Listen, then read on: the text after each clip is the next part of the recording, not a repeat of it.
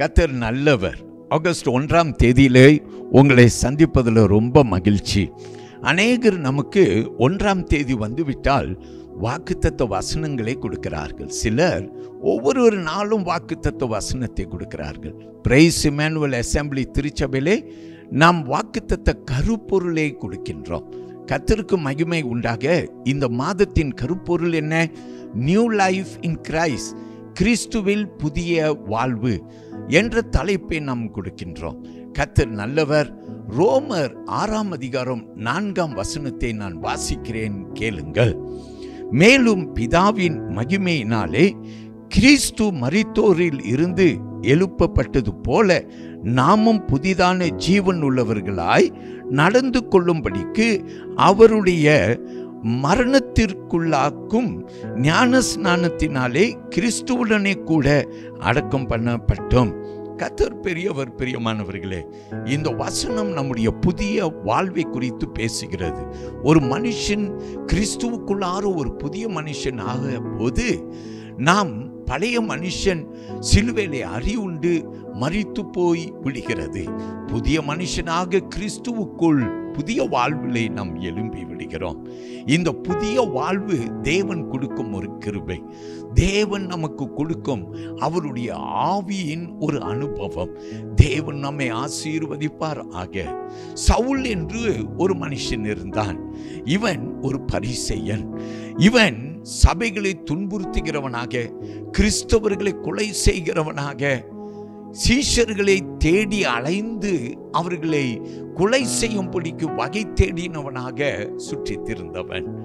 வேதம் நமக்கு சொல்லுகிறது, அப்போஸ்தலர் 9ஆம் அதிகாரத்தில் முதல் 6 வசனங்களை நீங்க போய் பார்ப்பீங்கன்னா அந்த வசனம் நமக்கு சொல்லுகிறது, ஒரு நாள் இவன் கிறிஸ்தவர்களை துன்பப்படுத்தும்படி தமஸ்கு வழியின் பயணத்தில் போய்கொண்டிருந்த போது அங்கே வானத்தில் இருந்து ஒரு ஒளி அவன் மேல் வீசினது.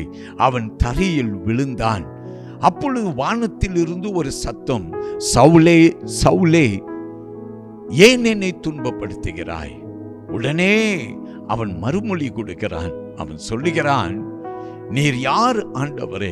அதற்கு ஆண்டவர் அவனோடு பேசினார், நீ துன்பப்படுத்துகிற இயேசு நானே என்று சொன்னார்.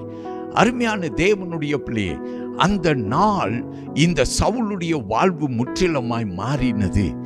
அவன் இனி சவுல் அல்ல, அவன் பவுலாய் மாறினான். என் தேவனுடைய பிள்ளைகளை, சபையை துன்புறுத்தி கொண்டு இருந்தவன் இப்போது ஊழியக்காரனாய் மாறிவிட்டான். அவன் வாழ்வு புதிய வாழ்வாய்விட்டது. ஜான் நியூட்டன் என்ற ஒரு வாலிபன் ஒருவன் இருந்தான் இங்கிலாந்து தேசத்தில். அவன் அடிமைகளை வியாபாரம் செய்கிற ஒரு கப்பல் வைத்திருந்தான். பயங்கர பாவியாகவும் அவன் பயங்கரமாக அவன் வாழ்ந்த அநியாய வாழ்வை நான் வாசித்தது உண்டு. ஒரு நாள் இவனுடைய வாழ்விலே ஒரு சம்பவம். இவன் அடிமைகளை கப்பலிலே எடுத்து கடலின் ஆழங்களில் போய்கொண்டு இருக்கும் போது திடீரென்று ஒரு கொந்தளிப்பு. கடலின் கொந்தளிப்பிலே அகப்பட்டு கொண்டான். கப்பல் மூழ்கி போகக்கூடிய ஒரு நேரம். அந்நேரத்தில் தான் முதல் முறையாக ஜான் நியூட்டன் ஆண்டவரை நோக்கி கூப்பிட்டான். கடல் கொந்தளிப்பு அமர்ந்தது. எல்லாரும் தப்பிக்கொண்டார்கள். ஆனால் அந்த ஒரு அனுபவம், ஆண்டவரே காப்பாற்றும் என்று அவன் கூப்பிட்ட அந்த ஒரு அனுபவம் போதுங்க, அவன் வாழ்வு முற்றிலுமாய் மாறிவிட்டது. இவன் வியாபாரம் செய்து பலர் வாழ்வை கெடுத்தவன் இப்போது பலர் வாழ்வு ஆசீர்வாதமாய் இருக்கும்படிக்கு அவன் ஆண்டவருக்கென்று ஊழியக்காரனாய் மாறினான்.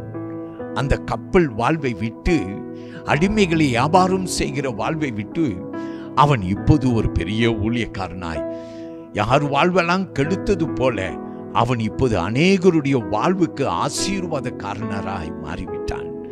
என் அருமையான தேவனுடைய பிள்ளையை, புதிய வாழ்வு. ஒரு மனுஷன் கிறிஸ்துவுக்குள் அவன் வரும்போது பழையவைகள் ஒளிந்தன, எல்லாம் புதிதாயின. ஆண்டவர் உன்னை ஆசீர்வதிக்க வல்லவராய் இருக்கிறார். இப்படிப்பட்ட வாழ்வை உனக்கும் அவர் அருள் பண்ண அருள பண்ண வல்லவராக இருக்கிறார். மகனே, உன் வாழ்வு மாறும். பிரைஸ் இம்மானுவேல் அசெம்பிளி திருச்சபையிலே நீ வருவாயே என்றால் உன் வாழ்வை முற்றிலுமாய் அவர் மாற்றி விடுவார். கர்த்தர் உனக்கு பெரிய காரியத்தை செய்ய வல்லவராய் இருக்கிறார். வருவாயா? உன் வாழ்வை ஒப்பு கொடுப்பாயா? ஆண்டவருக்கென்று வாழ சித்தம் கொள்வாயா? கர்த்தர் உன்னை அதிகமாய் நேசிக்கிறபடியினாலே பிரைஸ் இம்மானுவேல் அசெம்பிளி திருச்சபையில் நடைபெறும் ஆராதனைகளில் வந்து நீங்கள் கலந்து கொள்ள உங்களை அன்போடு அழைக்கிறேன். நிச்சயமாய் இந்த ஆகஸ்ட் மாதம் உன் வாழ்வுக்கு ஒரு பெரிய மாற்றத்தை கொண்டு வரோம். உன் குடும்பத்திற்கு ஒரு மாற்றத்தை கொண்டு வரோம். நம்மை சுற்றி இருக்கிற அநேகருடைய வாழ்வு மாறும். வருவாயா? We invite you to Praise Emmanuel Assembly. God bless you.